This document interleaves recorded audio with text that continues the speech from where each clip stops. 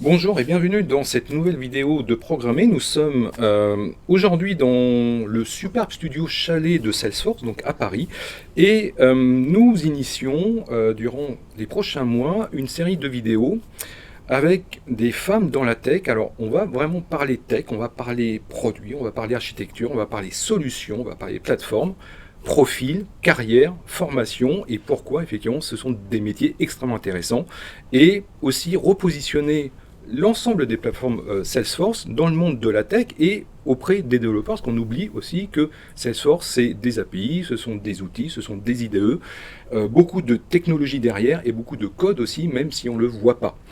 Nous avons le plaisir d'accueillir et d'inaugurer cette série de vidéos avec toi, Doria. Merci d'être là avec nous.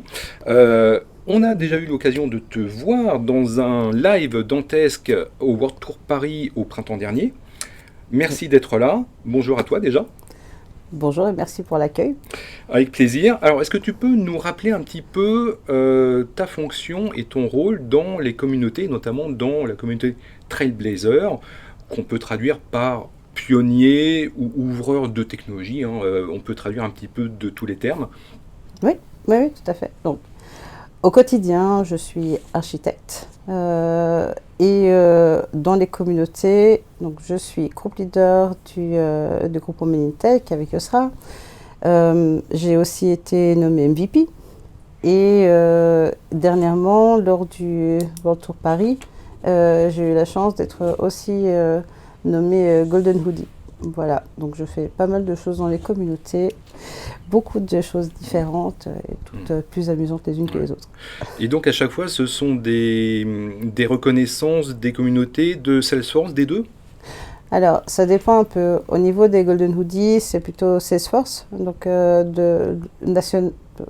sur un niveau national qui va donner cette reconnaissance.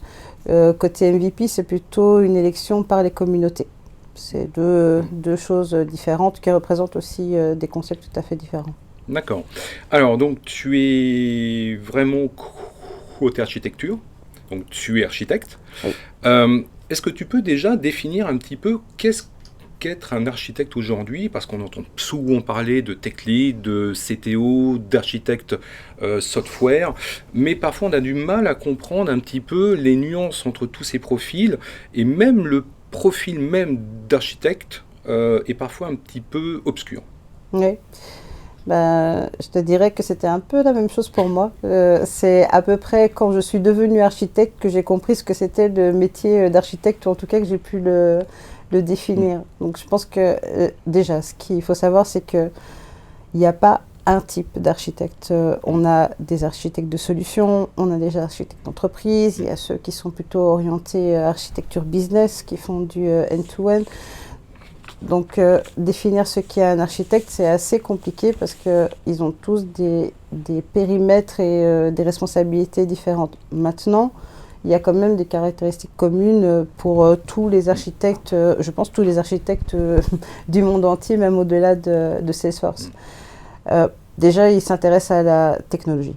De manière générale, par rapport à leur domaine, ils font de la veille technologique, ils vont s'intéresser à ce qui sort sur le marché, même s'ils ne sont pas dans l'implémentation elle-même, ils vont avoir ce regard de qu'est-ce qui arrive, qu'est-ce qui serait intéressant d'implémenter. Et quand je dis ils n'implémentent pas, c'est aussi important à noter. L'architecte est plutôt sur une vision transverse de ce qui se passe dans l'entreprise. Il ne va pas être dans du détail. Disons qu'il établit plutôt la stratégie plutôt que l'opérationnel. D'accord. Ça, c'est, je pense, la caractéristique vraiment commune. Après, au niveau de Salesforce, tous les architectes Salesforce, ils vont avoir les mêmes mots-clés qui reviennent en tête jour après jour, peu importe le topic qui doit être géré. Par exemple, les volumétries au niveau des données, le temps de réponse, la sécurité, le côté utilisateur. Et au-delà de ça, tous les architectes aussi, donc ça c'est la partie technique, mais avant ça, avant de se lancer, on va dire, dans la partie technique, tous les architectes vont d'abord se focaliser sur le pourquoi. Rares sont les architectes qui vont accepter de travailler sur un sujet qu'on leur donne sans comprendre l'aspect métier derrière. Parce qu'on a besoin de comprendre pourquoi est-ce qu'on fait les choses, vu que notre rôle est aussi de faire un lien entre le côté business. C'est pour ça qu'on est d'ailleurs en collaboration étroite avec les dirigeants, les stakeholders au niveau du projet, et de l'autre côté, les équipes techniques avec les développeurs, les BA, les lead tech, etc. Donc ne pas comprendre pourquoi on fait quelque chose, ça n'a pas vraiment de sens pour nous. Alors, tu as effectivement évoqué les spécificités un petit peu du rôle de l'architecte Salesforce. Est-ce que tu as des exemples très concrets qui montrent un petit peu la spécificité de ce type de profil sur les plateformes Salesforce? Alors, je dis bien les plateformes parce qu'il n'y a pas qu'une seule plateforme en fait dans Salesforce. Ouais. Quel est pour toi le principal défi quand on te demande d'intervenir dans un projet ou d'accompagner des équipes ou un projet? Alors, pour moi, en tout cas, aujourd'hui, je suis au-delà de l'architecte. Donc, pour être un peu plus précis, on a les architectes de solutions qui sont vraiment focalisés sur Salesforce et en général que sur Salesforce. S'ils s'occupent d'intégration, c'est vraiment du très direct avec Salesforce, entrant, sortant, et ça se limite là. Après, il y a plutôt l'architecture d'entreprise où on va un cran plus loin et on regarde la globalité de l'ensemble des techniques. J'ai travaillé longtemps en tant qu'architecte de solutions. Aujourd'hui, je suis positionnée plutôt dans l'architecture d'entreprise. Pour donner un exemple de challenge qu'on doit gérer, c'est le stockage. Le stockage, comment est-ce qu'on fait pour d'un côté avoir une vision 360 du client dans Salesforce, donc avec une agrégation de l'ensemble des données qui transitent au sein de toutes les briques, ça peut être par un ERP, par des portails utilisateurs, tout un tas d'outils BI qui ne sont pas forcément d'ailleurs du Salesforce, et agréger l'ensemble de ces données dans Salesforce, sachant qu'on a quand même du stockage limité en fonction des contrats qu'on aura passés. Ça, c'est une chose. Et puis, on a aussi d'autres considérations, c'est les limites. Quand on a tout un écosystème au sein de l'entreprise qui va utiliser Salesforce, les API, requêter Salesforce pour récupérer eux aussi les informations nécessaires, comment est-ce qu'on s'assure que dans le temps, ce système va toujours tenir la route, qu'on ne va pas taper sur les limites systématiquement et causer des désynchronisations de données ou même des choses qui sont visibles, pire, des choses qui sont visibles au niveau de l'utilisateur. Alors, on comprend toute la complexité un petit peu de ton rôle et de ton profil. Quel est un petit peu le background qu'il faut est-ce que c'est plus un background de consulting? Est-ce que c'est plus un background technique? Est-ce que c'est un mélange de tout ça? Parce qu'on sent quand même qu'il faut avoir de la maîtrise, que ce soit métier, dans le fonctionnel, dans limite du code, dans de l'architecture pure au niveau software, voire de l'infra. On sent qu'on touche vraiment X domaines, donc il faut quand même avoir des connaissances ou une maîtrise dans tous ces domaines, non? Oui, je vais prendre deux casquettes parce que justement j'ai la chance d'avoir un double profil aussi bien du côté développeur que du côté marketing. Je dirais que de manière générale, il faut, pour être architecte, avoir ces deux côtés. Il faut aussi bien connaître le technique que avoir des soft skills au niveau de la communication.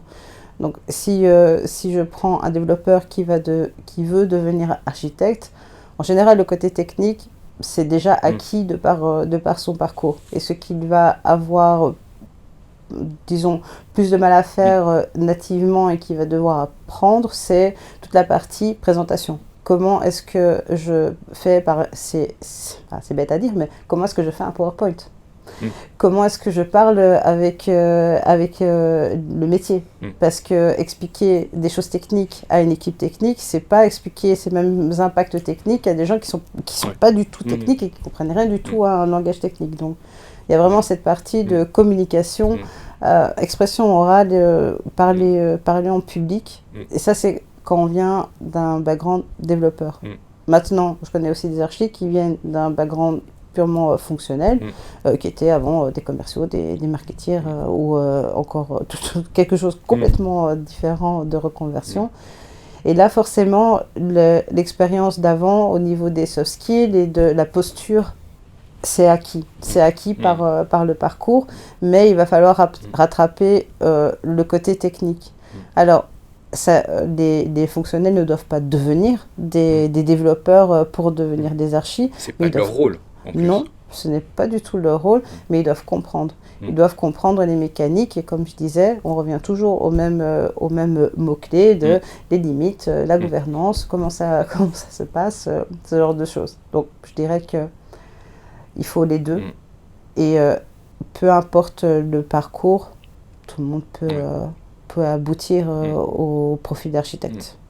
Alors, si je reprends un petit peu ce que tu viens de dire et aussi la complexité que l'on a aujourd'hui dans une plateforme comme Salesforce, donc il y a plusieurs versions par an, il y a des nouveautés qui arrivent tous les semestres, tous les trimestres, donc je présume qu'il faut aussi avoir une formation, une auto-formation, on va dire presque chaque jour ou chaque semaine, parce que ça évolue très très vite. Moi je me souviens, quand on parlait de cloud, il y a 12 ans, 13 ans, c'était quelques services. Aujourd'hui, les plus gros providers de cloud ou dans Salesforce, c'est plusieurs centaines de services. Donc, on ne peut pas avoir non plus une connaissance infinie de tous les sujets. Non. Et bon, alors, il y a déjà le fait qu'il faut rester informé. Comme je disais, la veille technologique, c'est une caractéristique intrinsèque des architectes. Et aussi se dire que je ne vais rester que dans un environnement Salesforce, je pense que c'est utopique. Parce que rares sont les clients qui sont uniquement dans du Salesforce. Et si c'est le cas, en général, c'est des plus petites structures qui ne demandent pas forcément d'architecte sur projet. Maintenant, quand je suis amenée à travailler avec d'autres technologies, pour ne citer qu'elle, par exemple, comme Google, sur du Google Cloud, forcément, je n'ai pas la connaissance, je ne suis pas un architecte Google, ce n'est pas ma formation, donc on travaille toujours avec d'autres architectes. Ça aussi, c'est quelque chose de commun, je pense, à tous les archis. On aime aussi discuter de certaines problématiques d'architectes avec d'autres archis. D'ailleurs, même si on n'est pas sur le même projet ou même pas dans la même entreprise, c'est toujours intéressant de pouvoir s'appuyer les uns sur les autres. D'accord. Alors, au début de notre échange, tu parlais des communautés, et notamment de Trailblazer, évidemment. Est-ce que tu as beaucoup d'échanges avec l'ensemble de la communauté? Est-ce que vous vous réunissez souvent? Est-ce qu'il y a des Slack dédiés, des canaux dédiés, des événements, des meet-up? On a cité au début effectivement le World Tour de Paris, mais je présume que ce n'est pas le seul événement où tu peux rencontrer d'autres collègues à toi ou l'ensemble des communautés. Non. Au niveau de la France, il y a plus de 15 groupes, un peu répartis du nord au sud. Ça va de Lille jusque dans le sud. Il y a à côté de Lyon, Toulouse, Montpellier, etc. Chaque groupe accueille des membres localement. Donc, au niveau de Paris, il y a plusieurs groupes qui sont en place. On a le groupe de dev, forcément orienté développement. On a les groupes d'admin pour les administrateurs. On a même des groupes aussi de NGO pour les associations, ceux de marketing, avec Pardot d'un côté, Marketing Club. Et puis, on a le groupe Women in Tech qui est, on va dire, un groupe un peu plus agnostique. on est un peu entre tous. On ne fait pas de réelle distinction au niveau des sujets qui sont abordés. Mais en tout cas, on collabore beaucoup. Donc, il y a déjà au niveau des release notes, en général, ça se fait tous ensemble. C'est une session commune à tous les groupes, ce qui permet d'accueillir parfois près de 200 participants quand on fait ça que en ligne. Et évidemment, quand c'est en physique, ça permet de rencontrer des gens qu'on ne voit jamais ou qu'on rencontre sur LinkedIn et enfin on met un visage sur les noms. D'accord. Alors on peut aussi rappeler, alors ça tu as mentionné un point très très important, on peut rappeler l'importance de lire les notes de version quand même à la base. Ça peut servir? Non? Ça, c'est, je dirais, presque Mm, obligatoire. C'est obligatoire parce que c'est ce qui va permettre de voir aussi les tendances qui se mettent en place. mm, Il y a des choses qui n'existaient pas il y a 2 ans, qui le sont aujourd'hui. C'est aussi le travail d'un architecte d'assurer la pérennité d'un projet. Et la pérennité passe aussi par cette partie mm, de qu'est-ce qui aujourd'hui est devenu natif, mm, quel développement custom je vais pouvoir mm, décommissionner et mm, revenir vers un modèle complètement standard. C'est aussi mm, le but des release notes, c'est de présenter ce qui, pour nous, en tant qu'archi, parce que la plupart des gens, je pense quasi tous les gens qui présentent les release notes, ce sont des archis. mm. Le but, c'est de montrer, selon nous, quels sont les points Ouais, importants mm. à relever sur les release notes. D'accord. Ouais. Alors, on va conclure notre échange parce que le temps passe quand même hein, un petit peu. Alors, pour toi un petit peu, quels sont les points ou les intérêts que l'on peut avoir si on veut devenir effectivement architecte? Tu en as cité quelques-uns effectivement au début. Et en corollaire de cette question-là, c'est aussi est-ce que tu vois des femmes qui deviennent architectes, mais un petit peu plus? Parce que moi, j'en vois beaucoup du côté design, du côté ergonomie, dev maintenant aussi. On commence effectivement à voir pas mal. J'en vois aussi au niveau des CTO ou même des tech leads. Par contre, au niveau architecture, enfin architecte, pardon, je vois assez peu de femmes. Euh, voilà, est-ce que tu as des conseils? Est-ce qu'il faut lever des freins ou se dire vraiment, bon, voilà, il faut y aller et puis c'est tout? Ouais. Alors déjà, sur le parcours lui-même, juste un rappel, un archi n'est pas un lead tech. Hmm. Je pense d'ailleurs qu'il faudrait faire des Ouais. sessions spécifiques là-dessus, Hmm. mais si je devais caricaturer, disons que l'architecte donne la trajectoire et Hmm. le lead tech va choisir si on y va en voiture ou en moto. Hmm. Voilà. Si je dis- Ouais, ouais, c'est un peu la caricature. ouais, ouais, ouais, Donc, c'est vrai.